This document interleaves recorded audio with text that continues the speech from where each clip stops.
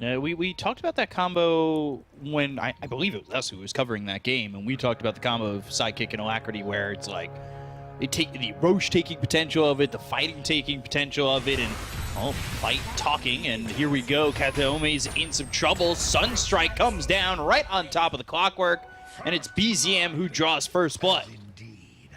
Big commitment, 175 mana. Usually we see down here with the TP with no way back up top.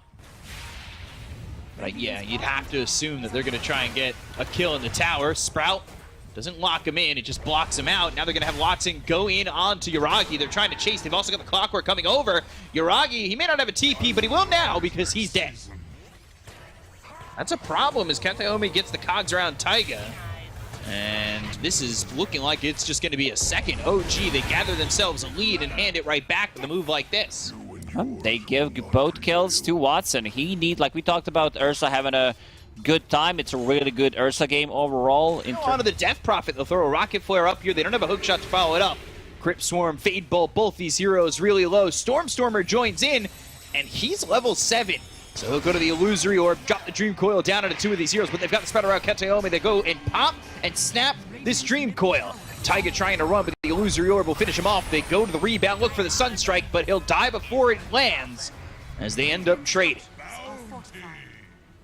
Plans of Pursuit from Marcy slowed him down. Nothing in the trees. Nobody will be around. It's going to be a tower for free. Dire's top tower has fallen. Not bad for Entity to get something out of it, and they're going to get both Bounty Runes as well as the Dream Coil. Drop down onto the Marcy, who try to survive with that ult. Hook shot used, but Kataomi goes down before Chu.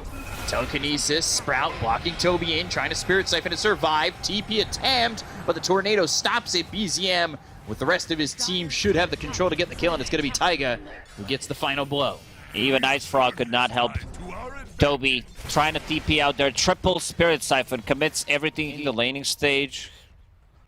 TP'd out of the lane when he thought the pressure is going to come like 2 seconds before, so having a pretty good read what's going to happen in the game. He needs another like 2.5 minutes of free farm to be able to finish off that BKB. Taiga. Spirit Siphon, Sunstrike on it again from BZM. Cogs around, but the Spirit Siphon is making Taiga a force to be reckoned with.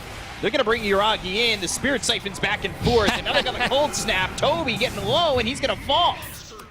I love some good Spirit Siphon on Spirit Siphon action. And Taiga getting all the praise from his teammates. Did a lot, managed to set up things for Sunstrike. Near him, and another addition in BZM, making the TP towards bot. Taiga looking for something, as this ward will catch some vision. Shoot, Taiga. Exo, Waning Rift, silence on a 2, and that is a quick kill on a Chu. Taiga with the Illusory Orb trying to jaunt to it, but he's been silenced. That's going to be 2 kills for the side of Entity, and a hook shot thrown at DM, but that will whiff. They're getting all the kills they can get. So Aegis now into the hands of BZM, continuing to just have pretty much a perfect game. Ooh, Stormstormer. BZM is approaching.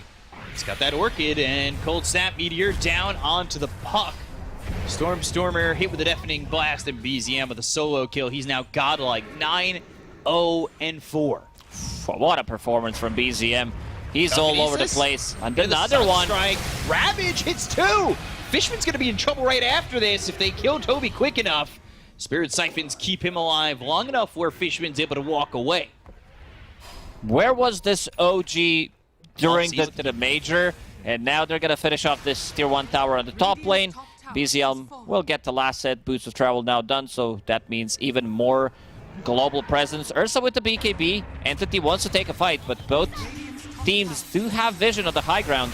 Taiga running, hook shot landing. BZM is going to die for the first time. The Drew Coil is going to follow this up. It's just the Aegis for now. DM doesn't have a Ravage, but they've got the BKB as well as the XO right on top of where BZM's going to respawn. They've got the silence, they'll get the kill. It's going to be a streak going over to Watson. And now they'll look over for Yuragi, who will BKB and TP away. But a silence onto Chu, onto Taiga. They got to find a target. They'll look for the sleep. That'll send them back towards Toby. And Taiga will get run down, get run down here by this Death Prophet. What a great fight for Entity. They do have vision on your team because he is a bear, but on the other team, you know. Yeah, right. No, I think the item is like, because it has no charges now, so you can pop it every 30 seconds. All right, I was laughing because you just said because he's a bear, but then I realized it's the boots of bearing, and I'm just so... Oh, DM now in trouble. Dream Coil, and that's going to be snapped. They've got these heroes on him with the Air Splitter. They get the kill on a DM, and all of a sudden, Entity are chipping away at this OG lead pretty consistently. Entity chose games that we did cast in the morning.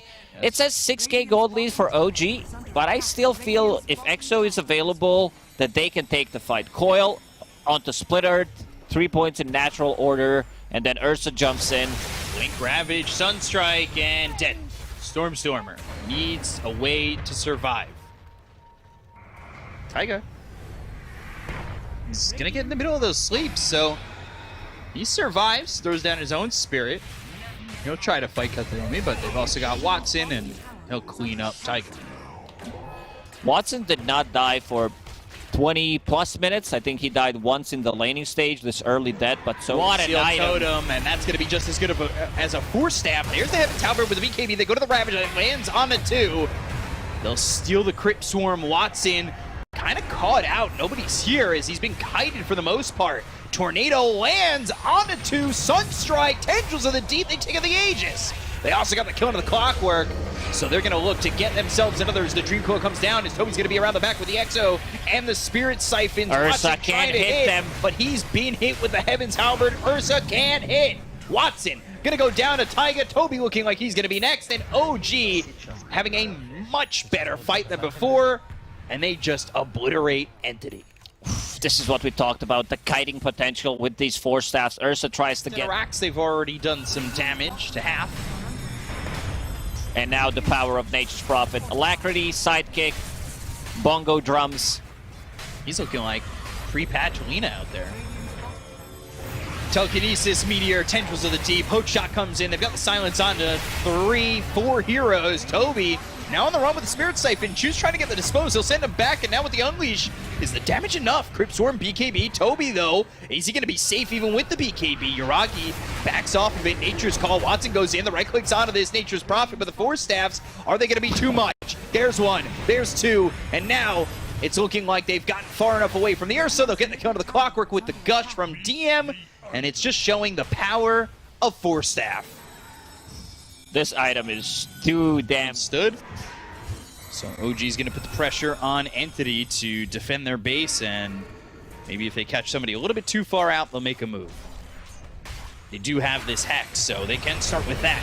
That's exactly what they'll do. Hookshot over on a BZM. They've got the Dream Coil. They've got the damage with the Battle Fury, who is also doing some damage over on the Chu. So BZM, Chu, both going down. They've got the Sleep, the Nullifier onto the Ursa, trying to run. Taiga's the only one able to go after him, but he's going to lose your orbit. John over to the side. Get the Omi right on top of DM.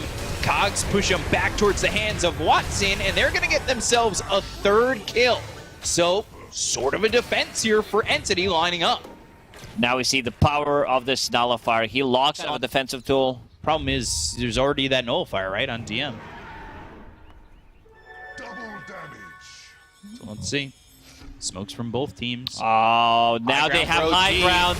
Ravage, ooh, Stormcrafter I think stopped his blink, so the Ravage isn't exactly perfect, but they are still going to get the kill there onto Toby. So they take the Death Prophet out, the right click's coming in from Yuragi, they get the kill on Fishman, now it's Watson who's barely moving, and well, he's going to die very quickly, so does Katayomi, and they don't have buyback on Watson either. Oh, they just like went to full wraparound, but enough for them to take the Mega Creeps, but Yuragi's like, okay, we have enough damage, and we're going to go for the throne. Let's see if Ursa has buyback. Glyph, that's their last hope. Still 40 seconds, and they'll turn their attention to the Tier 3 tower. Now back to the forest. Unleash, Hookshot coming in. They've got 3 heroes, but there's the Hex as well as the Gush. They've got the Nullifier into the Sunstrike. Won't even matter, as now he's going to buy back. They'll go for the throne, and this is looking like OG should clearly have game number 1, as they have spotted Stormer over on the back end of this fight. Cogs around Yuragi, but it's not really going to matter. BKB's been popped, and they will finish off this first game in easy fashion. Yeah, Entity did show some signs of life.